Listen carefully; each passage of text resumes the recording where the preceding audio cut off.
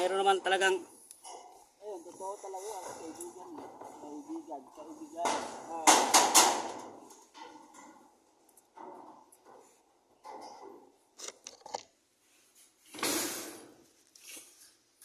mayroon naman talagang totoo makikipagkaibigan. Mayroon din piki lang, kakaibiganin ka lang pag mayroon ka.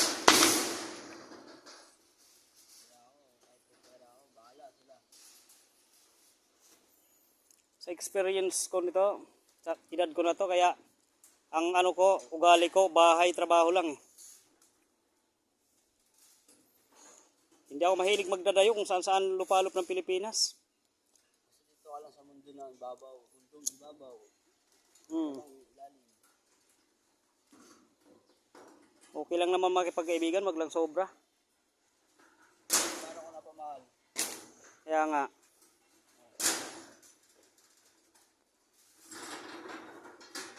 Ni minsan, dati barkadista ako eh.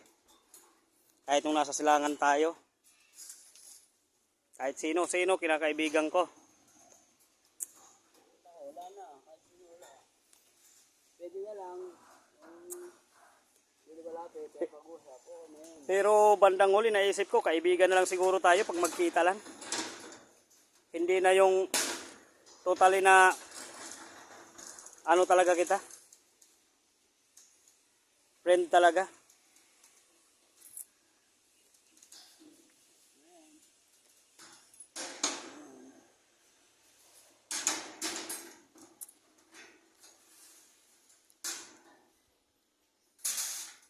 Dalawang klase kasi ng kaibigan. Isang kaibigan na pike, isang kaibigan na tunay. Yung may madamay rin naman kaibigan eh. Pero sa loob ng 100, isa hanggang 2 lang siguro. Kung handa kang damayan. Pero kung kaya mo mag-isa, sabi yan, wala akong pakialam. Kaya mo mag-isa. Oo. Kaya naman natin mabuhay na walang kaibigan eh. Wala akong pakialam kung ako lang mag-isa. May mga kaibigan kasi na demonyo eh.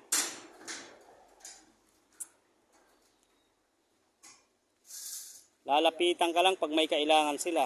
Ayaw. Yan ang dapat. Pag ako masar, ayaw talaga. Ayaw. Duwag.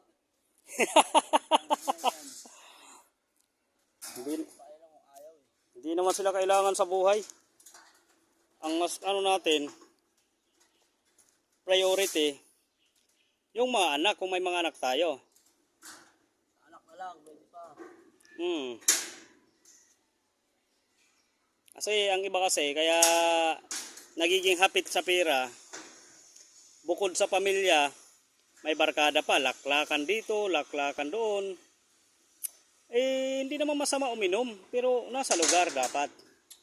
Kung may sobra para sa pamilya, may kunting budget pa, pwede ka makapagtagay-tagay. Pero kung pwede yan, unahin mo muna, ulog ng bahay bago ka Inom. Budgetin mo muna yung pera mo, pan 1 linggo. Aabot ng sahod mo. Hindi yung wala ka nang pera, mangungutang ka pa para makalaklak lang. Buta na ako, di na ubusan na. No. Naubusan ako, hindi na. Lagi na akong budget.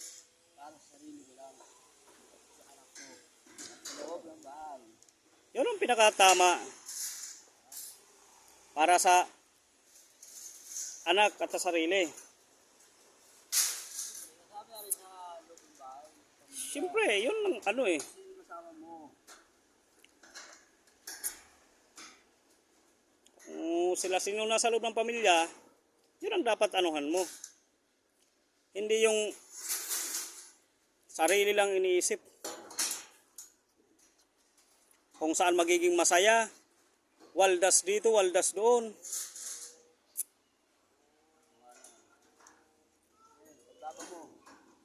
Naranasan ko yung ganyan na ngayon nga nagkakasimut-simutan ako kahit gano'n ang ako kasi naano kasi ako. Nagtambay kasi ako ng 2 buwan eh.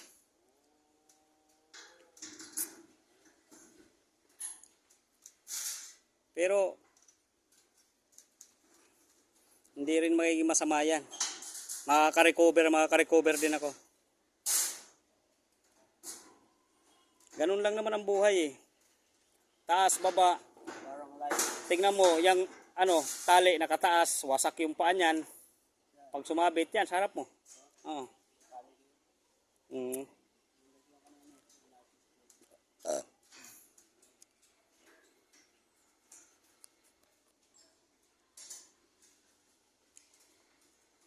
Lahat naman tayo nagkakamali din.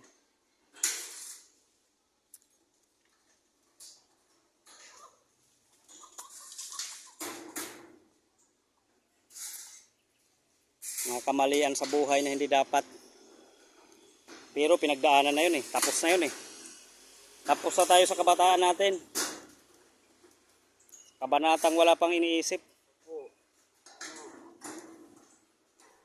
Ito yung kabanatang pamilyado ka na.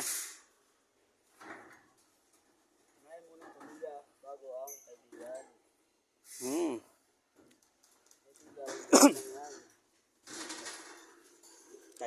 Kaibigan lang pag nasa harapan ka. Pero kapag pag-ibig, Iba yun.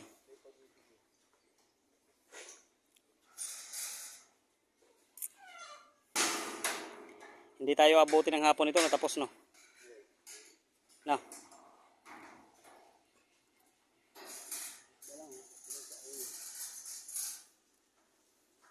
yung mga maliliit pa din yung ganito hindi mo nayakit. Hmm. Hapon.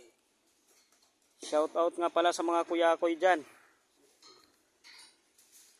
Kita-kits tayo sa buhos. Kung sino gusto sumama, pa-comment na lang. Para sumabay sa buhos. Biga na rin ha. Ha? Biga. Oo.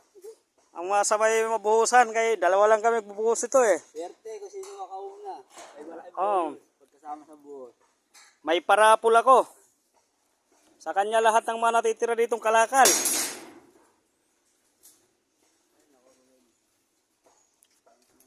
Sige, kita-kits ulit bukas. Sa buhos na tayo.